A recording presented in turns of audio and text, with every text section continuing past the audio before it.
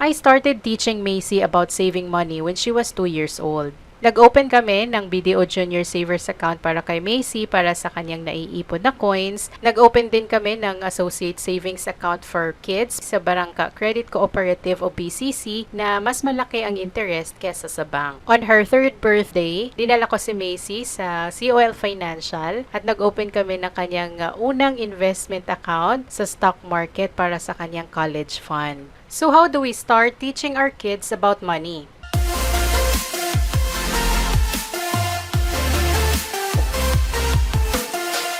When I was a kid, my parents never taught me about money. Ang madalas ko lang naririnig sa kanila ay yung kawalan ng pera, na hindi sapat ang kinikita nila para sa mga gastusin sa bahay at pagpapaaral sa aming 4 na magkakapatid. Kaya hindi ko rin sila masisisi kung bakit hindi nila kami naturuan kung paano maghawak ng pera dahil hindi rin naman nila alam kung paano. Dahil sa hirap ng buhay sa probinsya, bata pa lang ako, pinangarap ko na sana makarating ako ng Maynila, makapag-aral ng college at makapagtrabaho para makatulong din ako sa pamilya at matulungan ko ang mga kapatid ko na makapag-aral sa college. At yun nga ang nangyari. Pagka-graduate ko ng high school, nilakasan ko ang loob ko na magpunta ng Maynila, bit-bit ang pangarap ko na makapagtapos ng kolehiyo. At dito ko naranasan kung gaano kahirap malayo sa pamilya, bukod pa sa ibang challenges na kinaharap ko emotionally, mentally, at financially. I'm thankful sa parents ko sa walang sawang pagsuporta nila sa akin, pero alam kong hindi sapat yon, kaya sinikap kong pagbutihin ang pag-aaral ko para ma-maintain ko ang aking scholarship. Kahit na libre ang tuition ko sa 4 na taon ko sa college, kinailangan ko pa ding maghanap ng part-time jobs para pandagdag sa aking pambili ng pagkain at personal needs, pamasahe sa araw-araw at pambayad sa mga photocopies sa school at ibang school projects. Naranasan kong mag-tutor sa mga Korean students, magturo ng martial arts at student assistant sa school na 20 pesos per hour lang ang sweldo. Pag weekends naman, pumupunta ako sa bahay ng pinsan ko at tinutulungan ko siyang maglaba. Malaking tulong ang inaabot niya sa akin pandagdag sa allowance ko. Dito ko unang natutunan ang pagbabudget at kung paano pagkasyahin ang limited resources ko para hindi ako matigil sa pag-aaral. May mga araw na walang-wala talaga akong pera at naranasan kong hindi kumain sa buong araw. At yung 2 sakay na biyahe mula sa bahay papuntang school, minsan nilalakad ko na lang. Kahit sobrang challenging ng pinagdaanan ko nung college ako, hindi ito naging hadlang para makapagtapos ako. By God's grace, I graduated magna cum laude at nakahanap ako kaagad ng trabaho sa call center. Kahit marami ang tutol at nang judge sa pagtatrabaho ko sa call center, wala akong pinagsisisihan dahil sa loob ng 6 na taon na nasa BPO industry ako, natulungan kong makapagtapos ang 3 kong kapatid sa college, nakapagtapos ako ng 2nd degree sa education and I passed the licensure exam for professional teachers at nakapag-aral ako ng master's degree sa UP Diliman, all while working full-time in the BPO and teaching part-time sa isang university. I learned how to manage money the hard way and in my own way dahil wala namang nagturo sa akin. And now that I'm already a parent, I realize that it is my responsibility to teach my child about money management. Ayokong mapagdaanan ni Macey yung mga napagdaanan ko when I was younger kahit na malaking tulong yon for me to persevere, to be persistent, to work harder. Pero sana ay hindi niya maranasan yung ibang sobrang bigat na napagdaanan ko na hindi ko na ikukwento. At ito din ang dahilan kung bakit I'm learning more about saving and investing so that I could pass it on to her and hopefully it could help her when she makes financial decisions in the future. At hindi lang to para kay Macey dahil ngayon ay isi-share ko din sa inyo kung paano natin matuturuan ang ating mga anak sa tamang paghawak ng pera. So how do we teach kids about money? I started teaching Macey about saving money when she was 2 years old. Kahit na hindi niya pa naiintindihan kung ano ang pera at kung ano ang value nito, I told her that if she saves her coins in the piggy bank, she can buy more books and toys. 8 years old na si Macey ngayon at tuloy-tuloy pa rin ang kanyang pagsisave ng kanyang coins sa piggy bank. Kagaya ng pinangako ko sa kanya, every year binubuksan namin yung piggy bank niya at dinadala namin siya sa Books for Less warehouse sale at doon siya namimili ng mga books na gusto niyang bilhin. Ito siya nung 2 years old, 3 years old, 4 years old, and 5 years old. At dahil nagkaroon ng pandemic last year, hindi na kami nakabalik ng Books for Less, kaya online na lang kami nag-o-order o kaya pag pumupunta na lang ako ng bookstore. Nag-open din kami ng BDO Junior Savers Account para kay Macey para sa kanyang naiipon na coins at dito rin namin nilalagay yung kanyang pang-tuition at panggastos sa school for the year. Nag-open din kami ng Associate Savings Account for Kids para kay Macey sa Barangka Credit Cooperative o BCC na mas malaki ang interest kesa sa bank. On her 3rd birthday, dinala ko si Macey sa COL Financial at nag-open kami ng kanyang unang investment account sa stock market para sa kanyang college fund. Kahit wala siyang idea kung anong nangyayari at kung ano yung hinahawakan niyang papers, ipinakita ko pa rin sa kanya na ganun mag-open ng investment account sa stock market para kahit papano maaalala niya paglaki niya na nagpunta pala siya sa Philippine Stock Exchange, nag-open siya ng stock market account, so magkakaroon na rin siya ng idea na ganito pala mag-invest. So how do we start teaching our kids about money? As parents, it is our responsibility to teach our children about money so that they'll be prepared to face the various financial decisions throughout their lives. Kung hindi natin sila tuturuan about money early on, baka kung kani-kanino na lang nila matutunan ang paghawak ng pera at baka mali pa yung matutunan nila. Here are my 9 tips to teach kids about money. Tip number 1, teach them the value of money. Most of our kids have little to no concept of money. Hindi nila alam kung saan nanggagaling ang pera, kung bakit kailangan natin ng pera pag bibili ng pagkain o laruan, at kung bakit kailangang magtrabaho ni nanay at tatay para magkaroon ng pera. Ang alam lang nila, pag may nakita silang candy o toys sa tindahan, sasabihin lang nila o iiyak lang sila at kukuha na si nanay o tatay sa wallet ng pera pambayad sa hinihingi ni bunso. Ang ibang bata nga, akala nila unlimited ang pera ng mga magulang nila. So kaninong responsibilidad ang pagtuturo sa mga bata tungkol sa pera? Hindi ba sa ating mga magulang? Without the proper education in dealing with money, our children are at risk of becoming financially irresponsible in the future. It's never too young to start. Habang bata pa sila, turuan na natin sila ng tamang paraan ng paghawak ng pera. After reading How to be a Money Smart Parent and Raise a Money Smart Kid book by Dr. Marnie Moya Prudencio, I decided to start teaching Macey the value of money and its denominations. Pag marunong na silang mag-identify ng colors at numbers, pwede na natin silang turuan ng iba't ibang denominations ng Philippine money including the bills and coins. Si Macey, tinuruan ko siya nito nung 5 years old siya at na-enjoy niya yung pag-identify ng bills at coins. Nung una, play money lang ang gamit namin pero eventually, gumamit na din kami ng totoong pera. But please make sure that you pay attention to your kids while teaching them about money at turuan natin sila na huwag isusubo ang coins. Aside from teaching them the different denominations, we also need to explain to them why we need money and where we use it. Halimbawa, pag pumupunta tayo sa grocery o sa palengke, kailangan muna nating magbayad bago nila ibigay sa atin ang gusto nating bilhin. It's also important to teach our kids that money can be a powerful tool to help others. Hindi lang natin ginagamit ang pera para sa sarili natin, but we also use it to give back to the church and to other people, lalo na yung mga nangangailangan. If somebody gives you money, you need to give 10% to the Lord. The 10% will help the poor. Tip number 2, make them part of the process. Children learn by example, and one way of teaching them about money is to make them part of the process and show them how we use money in different ways. Bago mag-pandemic, sinasama ko na si Macey pag namimili kami ng groceries sa supermarket. Tinuturuan ko din siya kung paano gumawa ng grocery list at kung bakit mahalaga ito para hindi kami mag-overspend. Pag nasa supermarket na kami, tinuturo ko sa kanya kung paano hanapin yung nasa grocery list by looking at the numbers on the aisles. Aside from knowing which items are more expensive and less expensive, I also explained to her why going for the cheaper items is not always the best thing to do, especially if the quality is compromised. Kaya bago niya ilagay sa cart yung item, tinatanong niya muna ako kung tama ba yung pinili niya, kung okay ba ang quality ng mas murang item kesa dun sa mas mahal, and I help her decide kung alin ang bibilhin namin. Siya din ang pinapaabot ko ng pera sa cashier at tinutulungan ko siyang i-check kung tama yung items na nasa receipt at kung sakto yung sukli.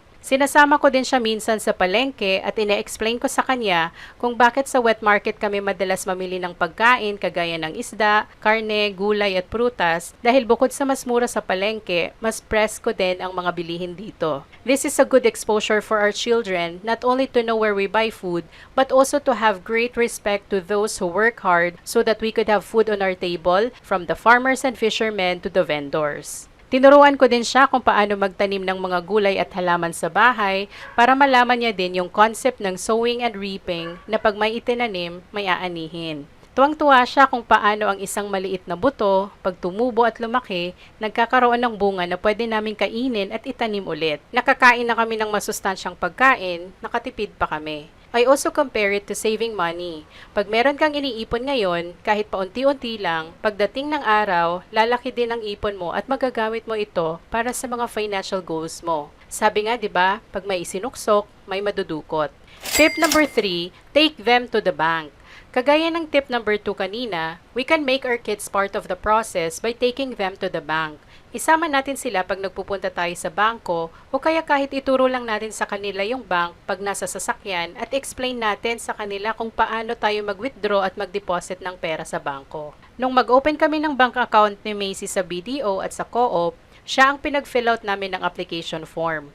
Pag nagde-deposit kami sa accounts niya, siya na din ang pinag-fill out namin ng deposit slip at siya din ang nag-aabot ng passbook niya sa teller. Hindi sapat na ituro lang natin sa kanila verbally ang tungkol sa pera. Maganda din kung makita at ma-experience nila firsthand ang actual process. Pero syempre, sunod pa din tayo sa health protocols kasi mas mahigpit na ngayon ng mga banks lalo na pag may kids na kasama. 3 years old lang si Macey dito at kahit na di niya na ito maalala, natutuwa siyang malaman na nakapunta na pala siya dati sa COL Financial Office sa PSE Building sa Ortigas. At ngayon naman, pinapakita ko na din sa kanya pag nag-online transfer ako sa account niya at ina-explain ko sa kanya ng bahagya kung paano bumili ng stocks at kung bakit yun ang binibili namin. Kahit na di niya pa maintindihan masyado, alam kong balang araw, maaalala niya din ito and I'm sure she'll be grateful na tinuro ko na to sa kanya early on. I also explained to her the value of saving early. Tip number 4, teach them how to earn money. Helping kids learn how to save, spend, and share their money is just as important as teaching them how to earn it. Dati, pag gusto ni Macey ng bagong laruan o book, kumukuha kami ng portion ng mga cash gift sa kanya tuwing Pasko o birthday pambili ng gusto niya. May mga time na hindi naman ganun kalaki ang natatanggap niya at hindi sapat para mabili yung gusto niya. Kaya ina-explain ko sa kanya na instead of waiting or expecting other people to give her cash gifts, bakit hindi na lang siya umisip ng ways to earn money? Pero paano nga ba ang tamang paraan ng pagtuturo sa mga bata kung paano kumita ng pera? I've never thought of compensating Macey for doing chores at home. Pero nung 6 years old siya, may nakita kong post sa isang FB group kung paano nila tinuturuan ng kanilang mga anak tungkol sa tamang paghawak ng pera sa pamamagitan ng pagbibigay ng allowance o monetary rewards for doing chores. Kahit na di ako sang-ayon dito, tinry ko lang para malaman ko kung ano ang magiging effect nito kay Macey. Nung una, okay lang kasi excited siya tumulong sa chores kasi alam niyang may matatanggap siyang pera depende sa task. Pero kalaunan, napansin ko na pag inuutusan namin siya, gusto niya parating may bayad. O kaya naman, pag naglalaro siya o may iba siyang ginagawa, kahit utusan namin siya at sabihin na may bayad, hindi pa din siya sumusunod kasi siguro naisip niya na di naman niya kailangan ng pera dahil andyan naman si mommy at si daddy. O kaya okay lang di sumunod sa utos at least di siya maiistorbo sa paglalaro.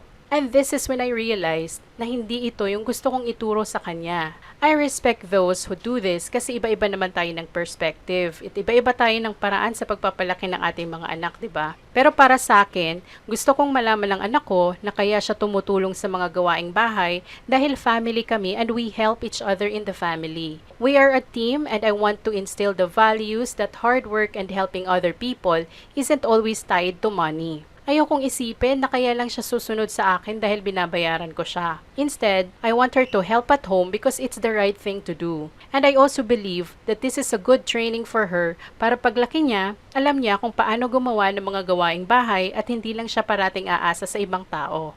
At dahil hindi ako sang-ayon sa pagbibigay ng allowance for doing chores at home, umisip ako ng ibang paraan kung paano kikita si Macey ng pera even at a young age. Tinuruan ko siya kung paano mag-business. Nung una, ginagamit niya lang yung toys niya, kunwari may restaurant siya at yung customers niya yung mga teddy bear at dolls niya. Ginagawa niyang food at drinks yung mga blocks and they pay her using play money at tuwang-tuwa siya dahil madami siyang customers at madami siyang kita. Nung magsawa siya sa toys niya, naisipan niyang mag-try ng totoong business at nagpaturo siya kung paano gumawa ng sandwich at binibenta niya sa mga kasama namin sa bahay. Na-try niya magbenta ng egg sandwich, tuna sandwich, hamburger, lemon juice at iba pa. Naisipan niya din gumawa ng made-to-order bookmarks. Pipili lang ng designs ng customers na kami-kami lang din. Sa kanya gagawin yung bookmarks gamit yung mga karton ng Safeguard, Pancake at kung ano-ano lang. Malaking tulong din itong Super Tycoon book na binabasa namin since she was 4 years old kasi ang dami niyang natutunan about money and business. Dito niya natutunan kung paano gumawa ng business plans. Pag may bago siyang naisipang business, gumagawa muna siya ng ganitong business plan. Minsan, binibiro siya ng ibang kasama namin sa bahay na hindi naman masarap yung tinda niya o kaya ang mahal naman. At syempre, dahil bata, umiiyak siya pag may mga negative feedback. Minsan nga sinasabi niya pa na di na daw siya magbe-business dahil pinagtatawanan lang daw siya. Pero in-explain ko naman sa kanya na sa business, meron talagang iba na hindi magugustuhan yung products niya. Pero instead na magmukmok at mag-give up, yun ang opportunity niya na i-improve yung products niya at pati na din yung way niya ng pagbebenta. Pinaliwanag ko din na in reality, hindi lahat ng business successful. Minsan nagfe-fail din, pero wag dapat susuko at try lang ng try. Kahit di niya maintindihan fully yung concept ng business dahil 8 pa lang naman siya ngayon, alam kong kahit papaano ay may natututunan siya na pwede niyang i-apply pag nagkaroon na siya ng totoong business in the future. Tip number 5, teach them how to set and achieve goals. I personally do this, kaya tinuro ko na din kay Macey kung paano gumawa ng vision board. In-explain ko din sa kanya ang kahalagahan ng paglilista ng goals dahil sabi nga ng isang study, mas malaki ang chance na ma-achieve natin ang ating mga goals pag sinusulat natin ito kumpara kung nasa isip lang natin. Early this year, sinabi sa amin ni Macey na gusto niyang magkaroon ng pink scooter. Kaya humanap siya ng picture ng scooter sa internet, nilagyan niya ng pangalan, yung target amount at date, at kung bakit gusto niya ng pink scooter. Gumawa din siya ng tracker sa Canva para sa ipon niya at pinaprint niya sa akin. Tapos, nilagay niya sa loob ng plastic na lalagyan ng stick-o. Yung mga kinikita niya sa pagbebenta ng kung ano-ano like sandwich, bookmarks at load, nililista niya sa tracker at nilalagay sa loob ng plastic jar. Pag may mga pumupuntang bisita at pinapakita niya yung goal niya, tuwang-tuwa sila at binibigyan siya ng pera kaya mabilis siyang nakaipon. Actually, pwede naman namin siya bilhan ng scooter kagad. Pero instead of giving in to her request, tinuruan namin siya mag-ipon para matutunan niya ang value ng delayed gratification. Natuto siyang mag-antay at umisip ng mga paraan kung paano niya ito ma-achieve. Lumabas yung pagiging creative and resourceful niya. Nagugulat na nga lang kami kung ano-anong business na lang ang naiisip niya. Nagpaturo din siya sa akin kung paano gumamit ng Canva dahil mahilig siya sa mga designs. I give her 2 hours every other day para sa Canva, 30 minutes to learn Canva tutorials sa YouTube, and 90 minutes to apply what she learned. At sa ngayon, mas magaling na siya sa akin sa Canva. Ako pa minsan ang nagtatanong sa kanya. Yung iba ko ngang printables, kagaya ng weekly meal plan sa right side, siya ang gumawa niyan. At ngayon, gumagawa siya ng ebook at workbook on how to teach kids about money. Hindi ko naman siya nire-require na tumulong sa akin, pero dahil interested siya matuto at gumawa ng sarili niyang designs, pinagbibigyan ko na lang, pero syempre may limit yung kanyang screen time. Ang arrangement namin sa printables, 50-50 ang hatian namin sa net income. Kaya bili na po kayo ng aming printables sa thepinayinvestor.com/shop. She started saving up for her pink scooter on February 16, 2021. Ang goal niya ay 3,000 pesos dahil ito yung price ng nagustuhan niyang scooter sa Shopee at ang target date ay October 18 on her 8th birthday. Pero nung September, nakahanap ng pink scooter ang daddy niya na almost the same quality pero mas mura ang price, 1,400 pesos lang. By that time, nakaipon na siya ng 1,990 at pumayag siya na bilhin na yung scooter. And here it is! Goal achieved! After 8 months of waiting, working, and praying, nabili niya na ang dream pink scooter niya. Sobrang saya niya dito nung una niyang magamit yung pink scooter niya at mas lalo pa siya na-inspire na mag-ipon para sa ibang goals niya. Yung naipon niya ng 1,990, she gave 10% of that para sa tithe dahil tinuturuan din namin siya about the value of tithing, 1,440 para sa scooter at yung sobrang 391 pesos dineposit namin sa account niya for additional savings. Sa pagsiset ng goals, natututo din siya na maging persistent. Kahit na di ma-achieve yung ibang goals, dapat di siya mag-give up. Either kulang pa yung effort niya mag-save o baka hindi pa lang talaga ito ang tamang time to achieve her goals. Hindi ito yung first time na nag-set siya ng goals. Last year, may mga goals din siya na na-achieve like yung first Bible niya at inflatable swimming pool. Pero madami din siyang goals na di pa na-achieve and it teaches her to be more patient and persistent. Nagulat nga ako sa number 6 goal niya dito, house condo. Ewan ko kung kailan matutupad yan, pero who knows, di ba? Let's pray for her. Tip number 6, teach them about proper budgeting. Starting last year, tinuruan ko na din si Macey kung paano mag-budget ng pera in a way na maiintindihan niya. For example, kung binigyan ko siya ng 10 pesos para sa isang task na pinagawa ko sa kanya, 10% mapupunta sa tithes, 20% sa investment, 70% for spending or short-term savings. Yung mga anak natin na 6-7 years old na ngayon, they are never too young to start learning about money, including budgeting. Kailangan lang natin maglaan ng oras na turuan sila. Tip number 7, teach them the basics of financial planning. Early this week, pumunta ang pinsan ko sa bahay at nagpaturo kung paano mag-budget at mag-ipon ng pera. He is 24 years old, minimum wage earner at anak siya ng tita ko na kasama ngayon sa bahay ng in-laws ko. Nalaman kasi nitong si Brian na tinuruan ko si nanay niya kung paano mag-ipon at mag-invest kaya nagpaturo din siya. In-explain ko sa kanya ang basics ng financial planning. After ng aming learning session, kumuha si Macey ng notebook at ballpen at pinilit niya ako na ituro ko din sa kanya yung tinuro ko kay Brian. Nagulat nga ako kasi masyado pa naman siyang bata para sa financial planning. Pero dahil mapilit siya, who am I to say no, 'di ba? So ganito ko in-explain sa kanya. Si Mommy at Daddy nagwo-work to earn money to buy our needs like food and clothes, to pay the bills, to afford some wants, and to save and invest some for Macey's education, for our dream house, and for Mom and Dad's retirement. Syempre, madami pang follow-up questions yon pero tinry ko naman sagutin in simple terms. Pero paano kung si Daddy o si Mommy o si Macey nagkasakit? Baka maubos ang savings natin pampa-ospital. O kaya, paano kung may nangyari kay Daddy o kay Mommy? Baka di na makapag-aral si Macey. O di na natin mabili yung dream house natin. O baka si Mommy at si Daddy umaasa na lang kay Macey. That's why it's important that while Mommy and Daddy are earning, saving, and investing money, we should also have health and life insurance to protect our family and to protect our income and investments. By the way, if you need help in financial planning, you can email me at janice@thepinayinvestor.com and I'll be happy to help you. Just a disclosure lang po, I'm a financial planner and licensed financial advisor of AIA Philippines, formerly Film Life, and I'm passionate about helping people manage their finances. It wasn't my original plan to be a financial advisor or insurance agent, pero may mga recent experiences ako where some family members had critical illnesses and friends who met untimely death due to COVID and accidents at nakita ko kung gaano kahirap ang walang health and life insurance, hindi lang sa nagkasakit kundi pati na din sa family. Dito ko na-realize na bukod sa pagpapublish ng videos, may magagawa din ako as a financial advisor to help educate others the importance of sound financial planning. Alam ko marami na ang financial advisors ngayon, kaliwat kanan from different insurance companies, pero nasa inyo yon kung kanino kayo magtitiwala. And that's my commitment to you.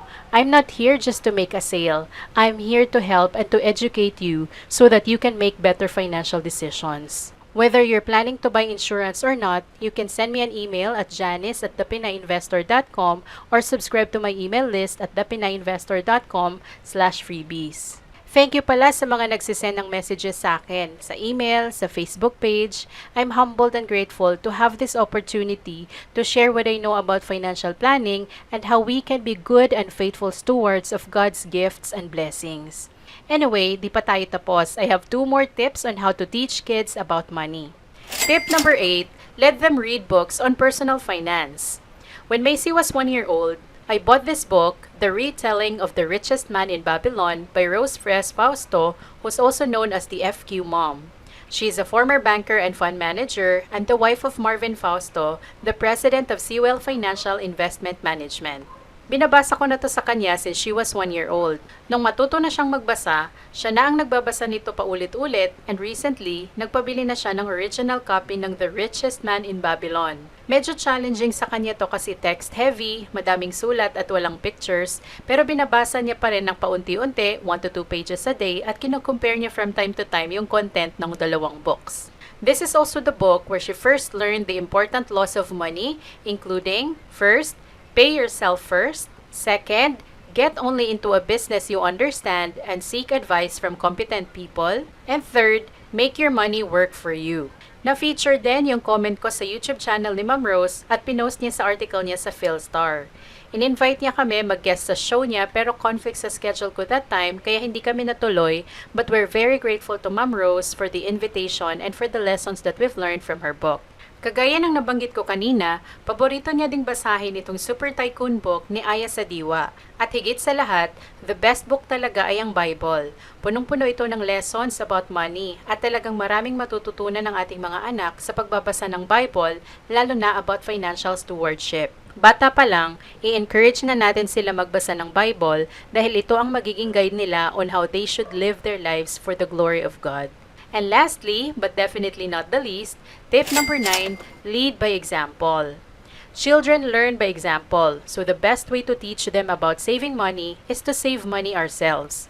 Let's show them how we budget and spend our money the right way. Let's make them part of the process. Let's involve them in our financial discussions that are appropriate to their age. Sabi nga sa Proverbs 22:6, train up a child in the way he should go, even when he is old, he will not depart from it. If we don't teach our kids how to manage money early on, somebody else will. And we don't want to take that risk. Hindi po kami perfect. Nagkakamali din po kami pagdating sa paghawak ng pera. Nag-overspend din kami paminsan at marami pa kaming dapat matutunan about money management. That's why as we teach Macey about money, we also continue to educate ourselves by reading books, attending webinars and watching videos about financial management, and by seeking financial advice from people who have more knowledge and experience than us. Sana makatulong sa inyo itong aking 9 tips on how to teach kids about money at sana maituro nyo din sa inyong mga anak o pamangkin. Thank you for watching and please don't forget to like, share, and subscribe to my YouTube channel and email list. God bless!